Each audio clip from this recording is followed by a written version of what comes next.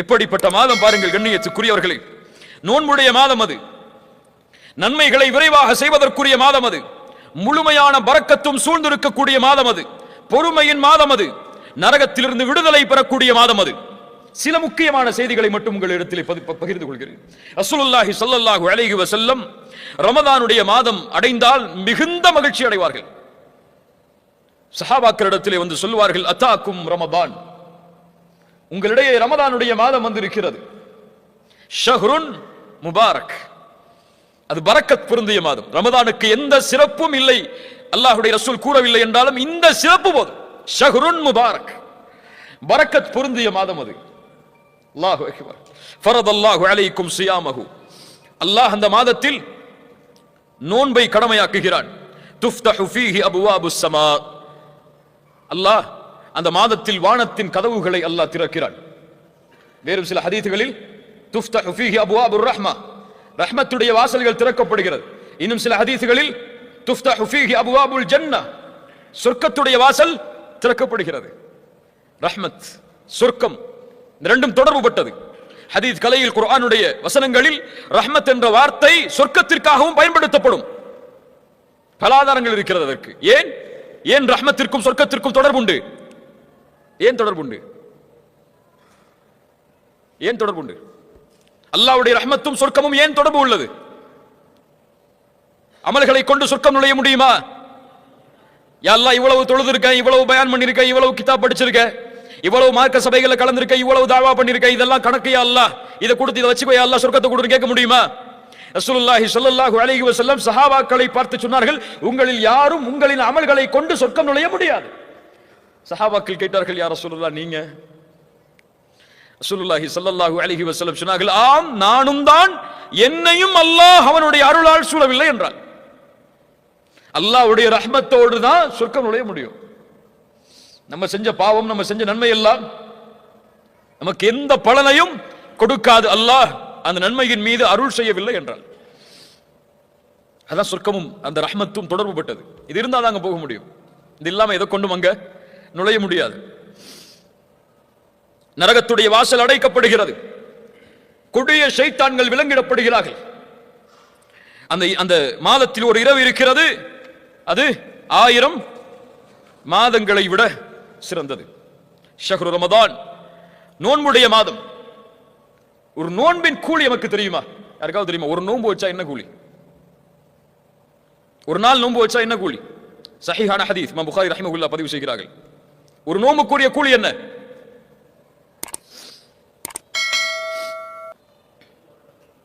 மன் ஸாம யௌமன் ஃபீ ஸபீலில்லாஹ் பஅத அல்லாஹு வஜ்ஹஹு அனின் நாரி 70 خريفا. அல்லாஹு அக்பர்.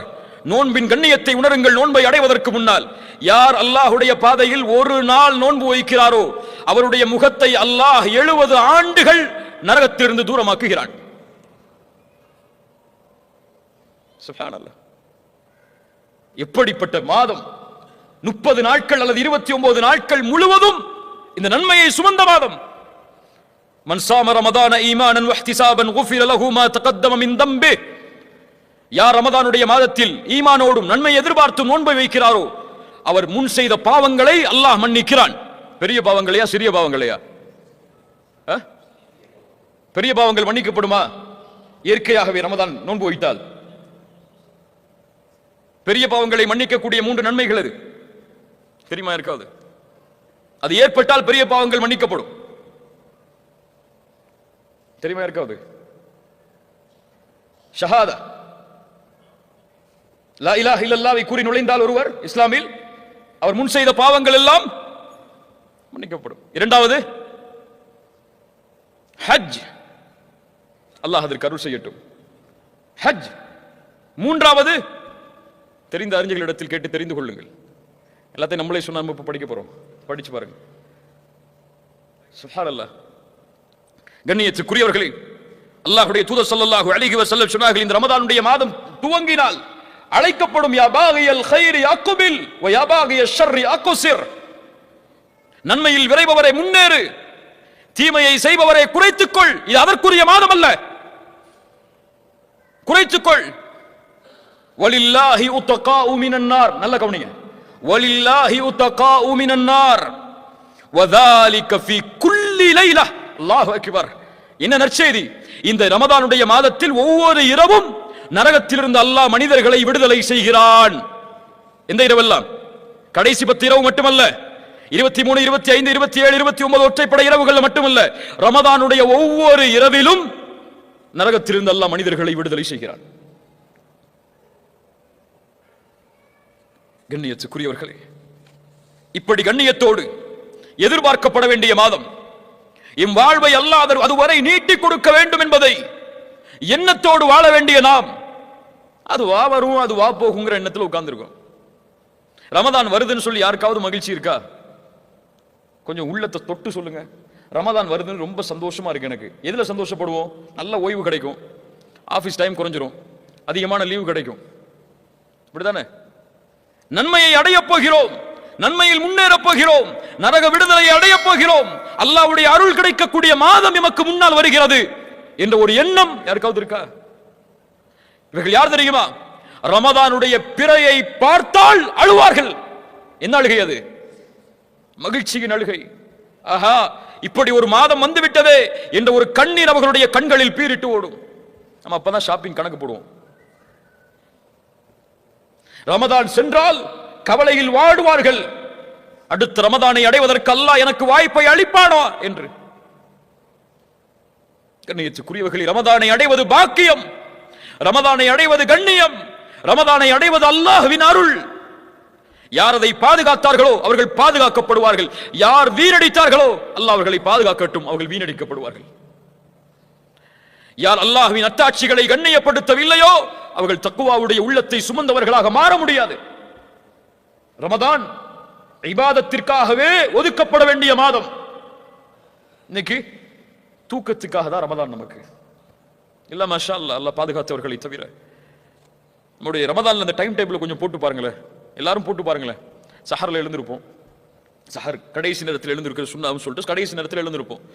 எழுந்து சஹர்ல என்ன செய்வோம்? முஃமின்கள் என்ன செய்வாங்க? சஹர்ல என்ன செய்வாங்க?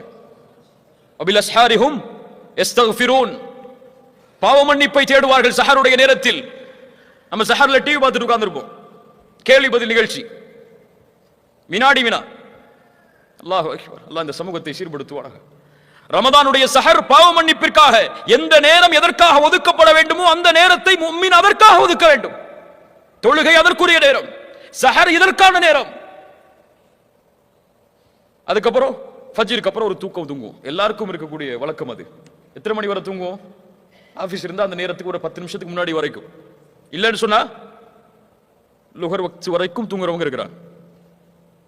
மேலையா லுஹர்ல எழுந்திருப்போம், கொஞ்சம் குர்ஆன் ஓதுவோம், கொஞ்சம் அசதியா இருக்கும், மறுபடியும் தூங்குவோம். அசர் வக்த் வரும், இஃப்தாருக்கு தயாராகி கிளம்பிடுவோம், இஃப்தார் திறந்துடும். அவ்வளவுதான் ரமதான். இது நோன்பா?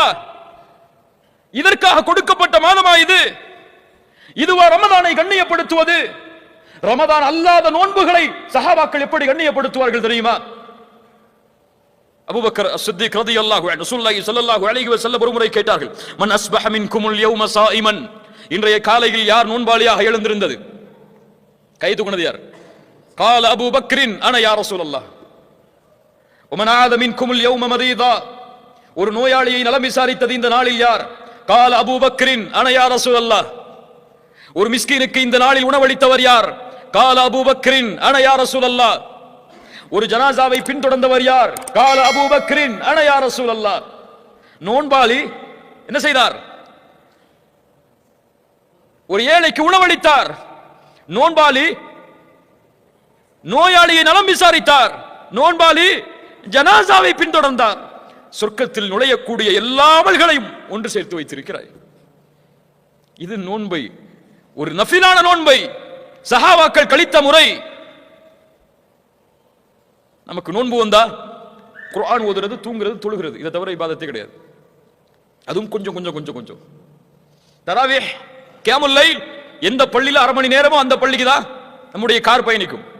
1 மணி நேரம் இமாம் தொழு வச்சா அந்த இமாமை விமர்சிச்சே நமக்கு அரை மணி நேரம் போயிடும் ரமதான்ல. இல்ல மாஷா அல்லாஹ், அல்லாஹ் பாதுகாத்தவர்களை தவிர. கண்ணியத்துக்குரியவர்களே, இந்த ரமதானுடைய மாதம் நன்மைகளின் மாதம். எந்த எந்த நன்மைகளை எல்லாம் செய்ய வேண்டும் என்று நினைக்கிறோமோ அதை ரமதானுடைய மாதத்தில் செய்தால் அல்லாஹ் அதில் அபிவிருத்திகளை ஏற்படுத்துவான். ஒரு ஏழைக்கு நீங்கள் செலவழிக்கிறீர்களா அந்த மாதத்தில், அல்லாஹ் அதனுடைய கூலியை பன்மடங்காக்கி கொடுப்பான். ஏன்? ரமதானுடைய கூலியை அல்லாஹ் தன்னிடத்தில் வைத்திருக்கிறான் தெரியுமா? எல்லா அமலுக்குரிய கூலியும் முடிவு செய்யப்பட்டது, ஆனால் ரமதானுடைய கூலி முடிவு செய்யப்படாதது. ஏன்?